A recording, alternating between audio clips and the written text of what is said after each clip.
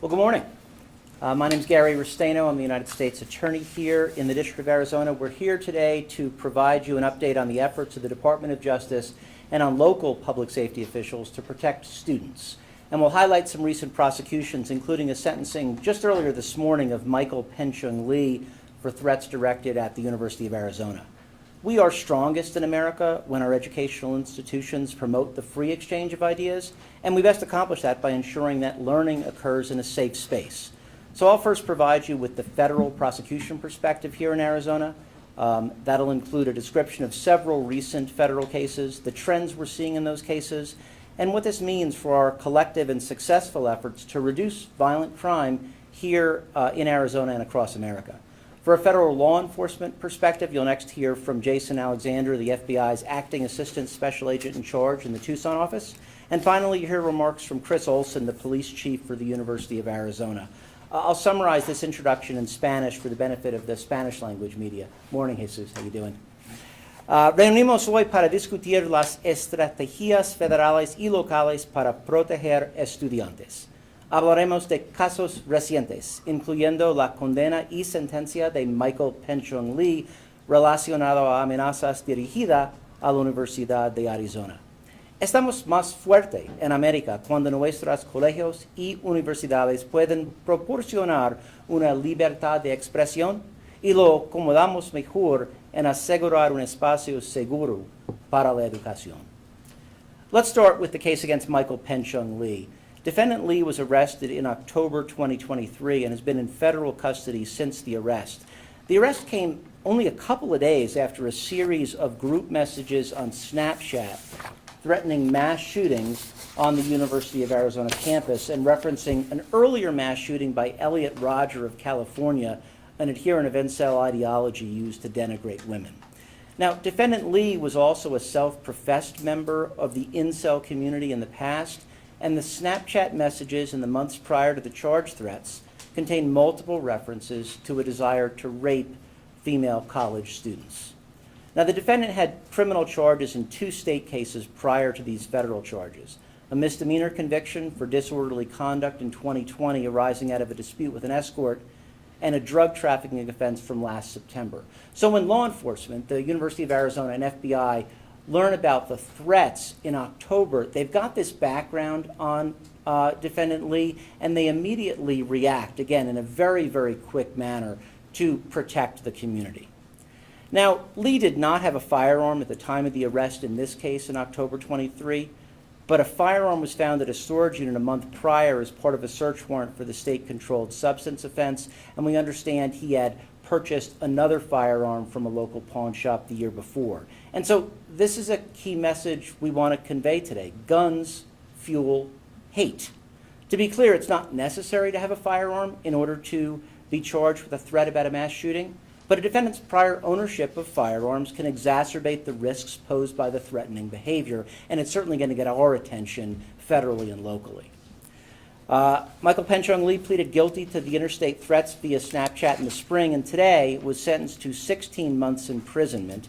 That's at the top end of the guideline range recommended by the Federal Sentencing Commission for this crime. District Judge Rosemary Marquez also ordered substance abuse testing and a mental health assessment, and she also issued what we call a no-contact order during the time of his supervised release. That's the 3 years after he gets out of custody on this 16-month sentence. He'll have no email or writing to the University of Arizona, and he won't be allowed to be on the premises of the University of Arizona. We hope that this is a way both to ensure rehabilitation of Mr. Lee and to continue to protect the students on the University of Arizona campus. Now, this is one case against one defendant, but it's not the first time we've seen threats directed at students here in Arizona. Earlier this year, Caleb Alfred Tift, that's T-I-F-F-T, was charged with several counts arising out of a threatening course of conduct towards a female University of Arizona student. In particular, the complaint and indictment alleged that Tift initially sent a communication via Facebook Messenger to the victim stating, "Think I'll just go rape and kill a girl at this point. I give up. I'm the bad guy."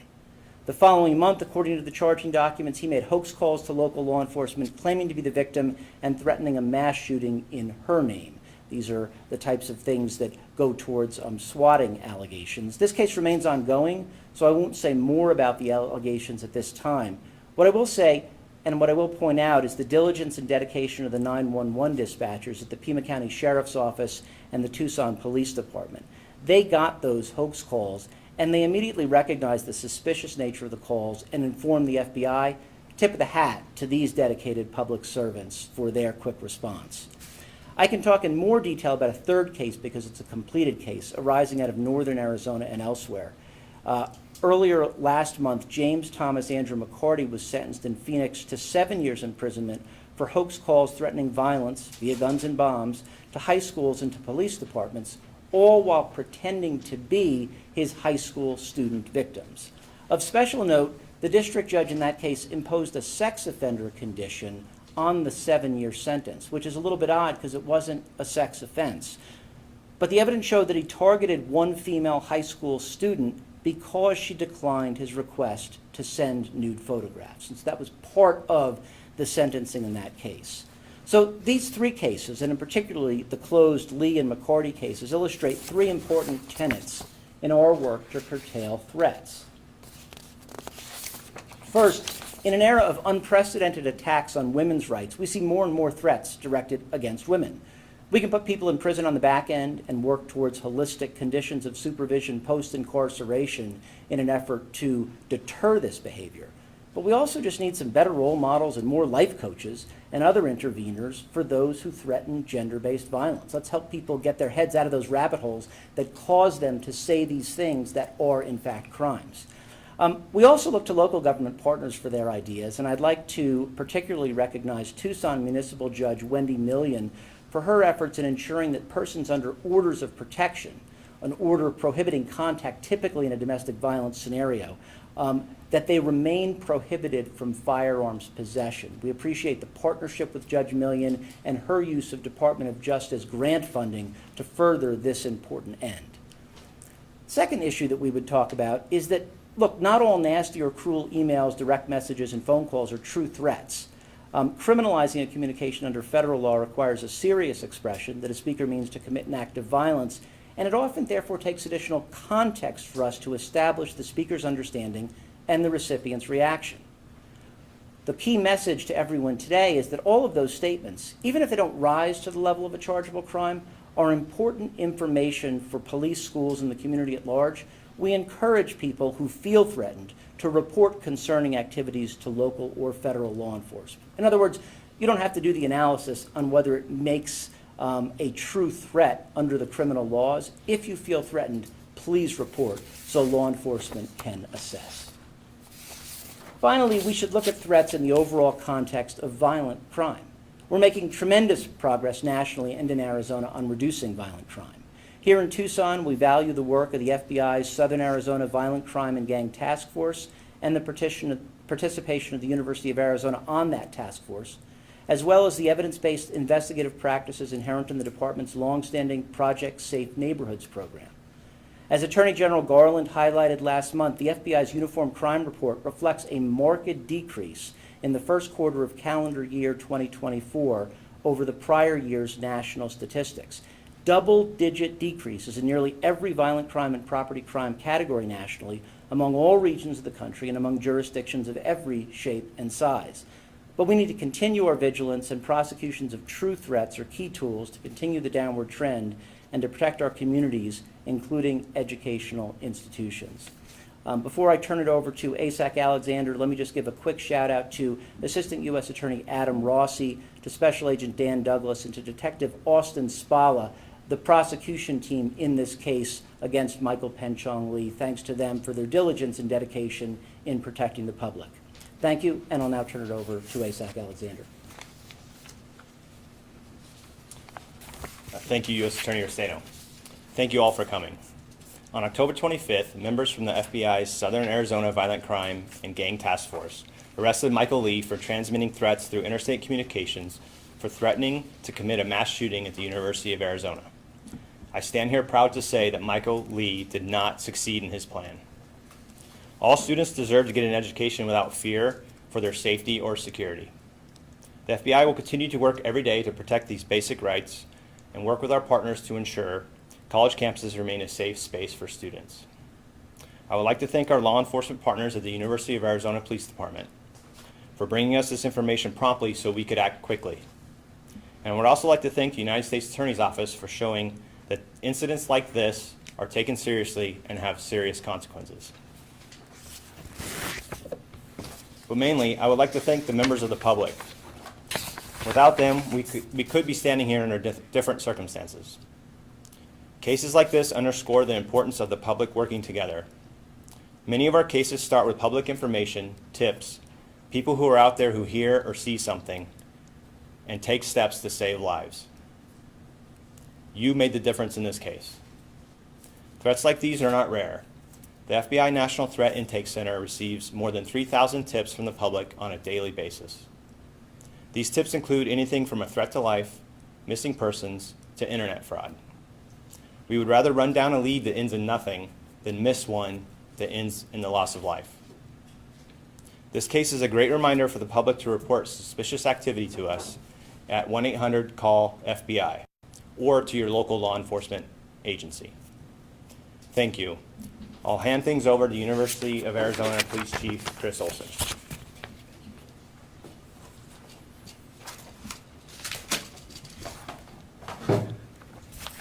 Good afternoon. Thank you, U.S. Attorney Restaino and Special Agent Alexander, for your support and collaboration, and thank you all for being here today. This case is a great example of the shared responsibility and the coordinated efforts by local and federal law enforcement to keep our communities safe.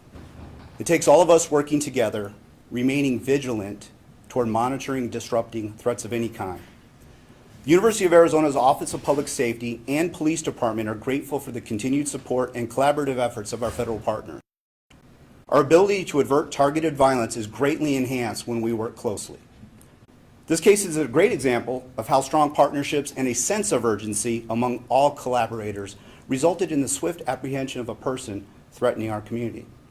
Moreover, UAPD's Criminal Investigations Unit, as well as the University of Arizona's Threat Assessment and Management Team, also known as TAMP, work continually and diligently investigating concerning or threatening behavior.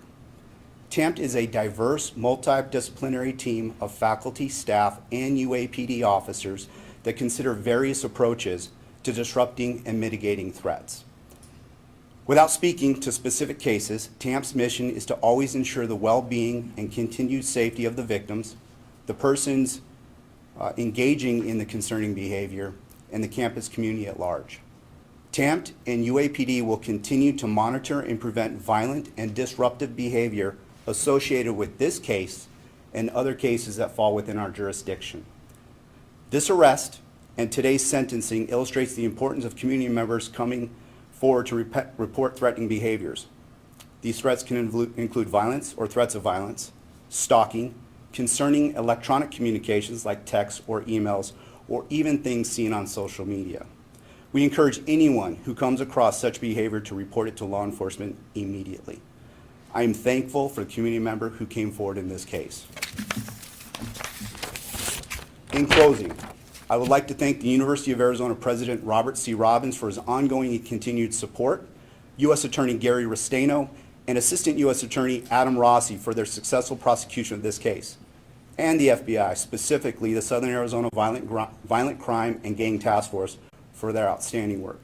And finally, I'd be remiss if I did not thank UAPD Task Force Officer Detective Austin Spalla for his strong casework, which helped lead to Lee's early identification and arrest.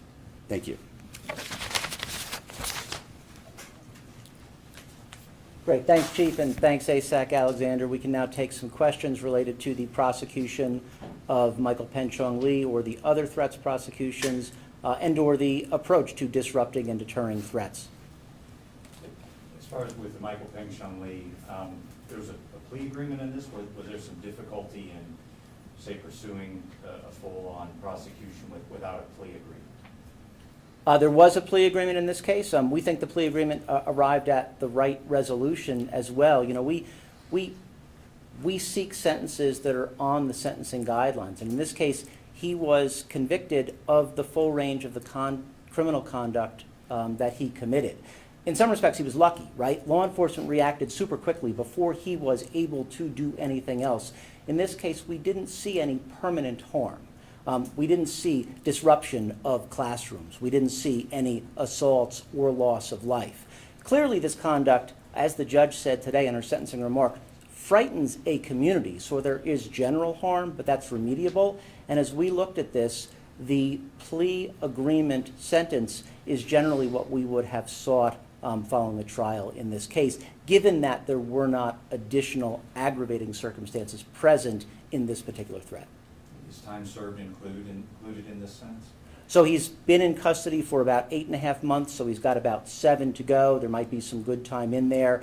One would expect that later this year, beginning part of next year with any good time credits, he is released subject to those conditions of supervision over the next 3 years.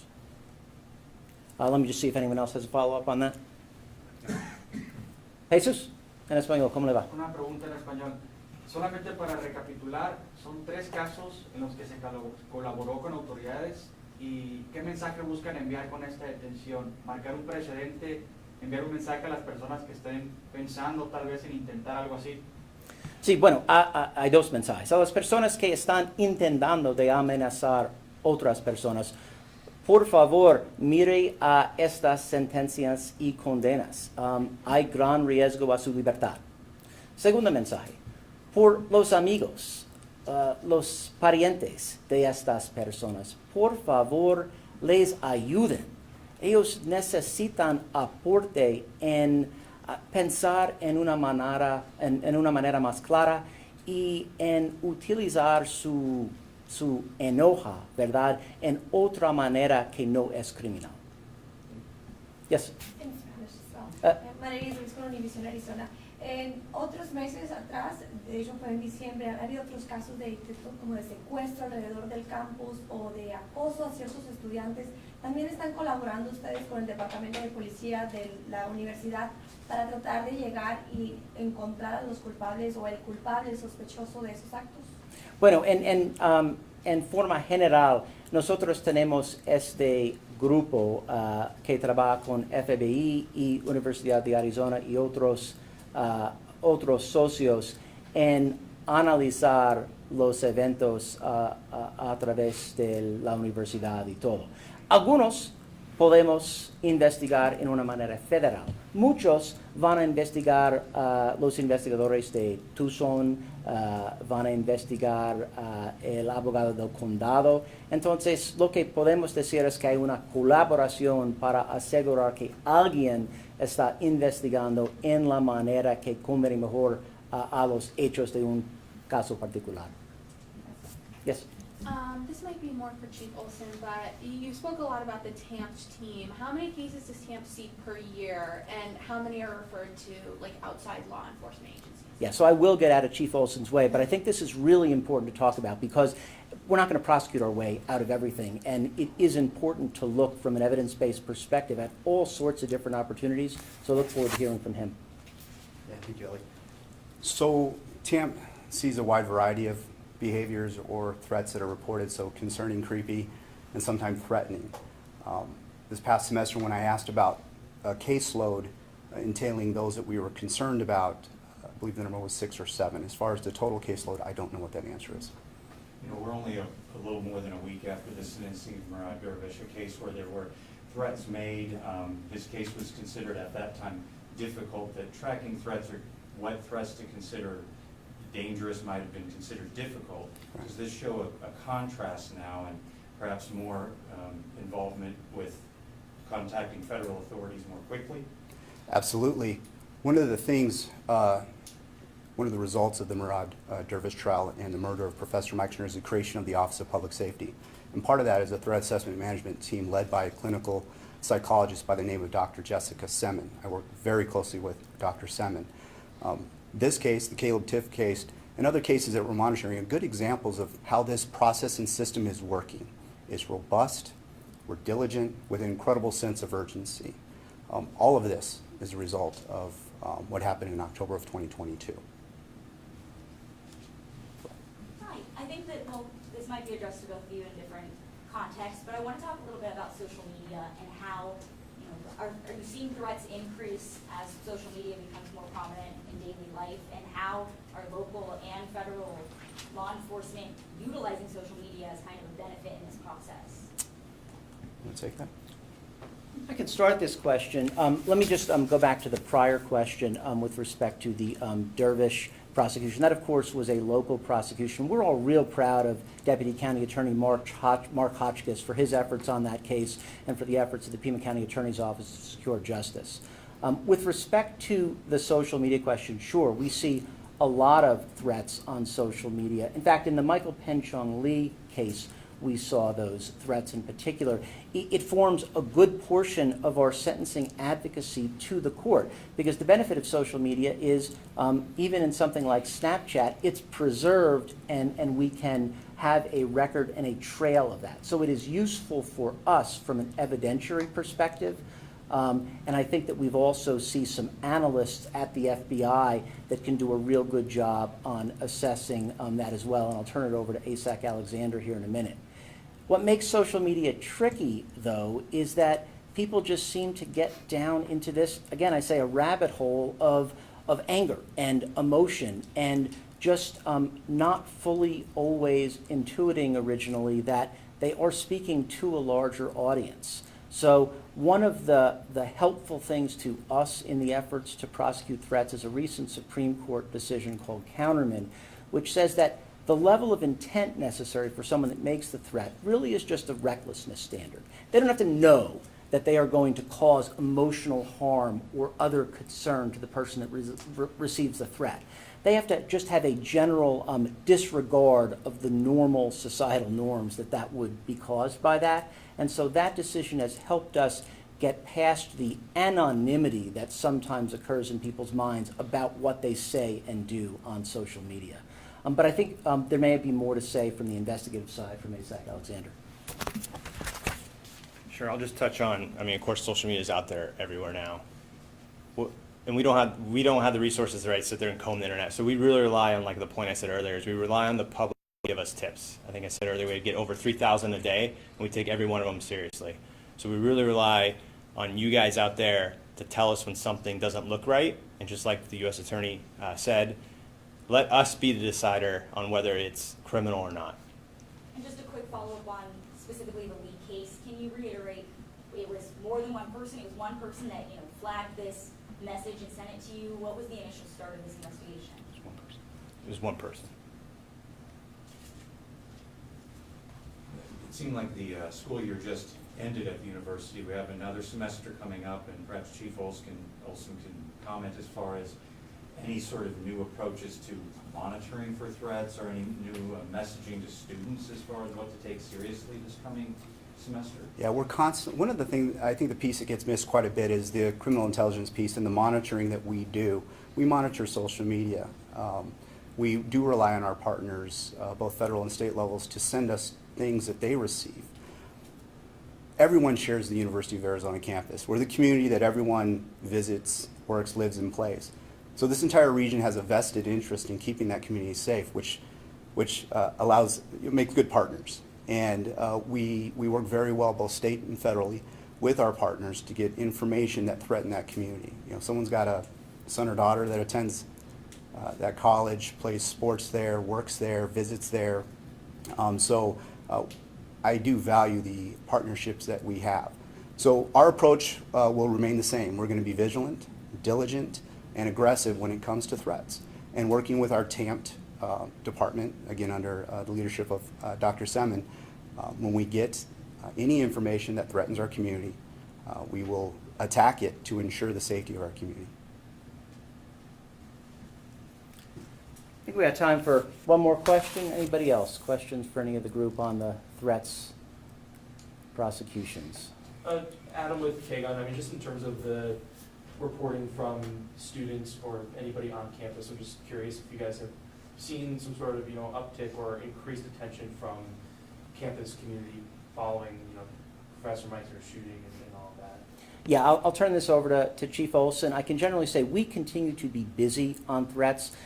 We continue to be busy all over the map in Arizona. It's the elections threats, it's the school threats. So we have more cases than we've ever had before. And I do think some of that is people coming forward and saying, we're not going to tolerate this behavior. Let's see if the chief has anything more granular with respect to that. Remember, I am the new guy. But in my understanding of the situation is now that we have a very robust TAMP unit, it's not necessarily that we're seeing an uptick, but the referral system is working, and we are getting a lot of reports of concerning behavior, not necessarily criminal behavior, but concerned behavior. So our TAMP group stays very busy, as well as the police department, investigating these things.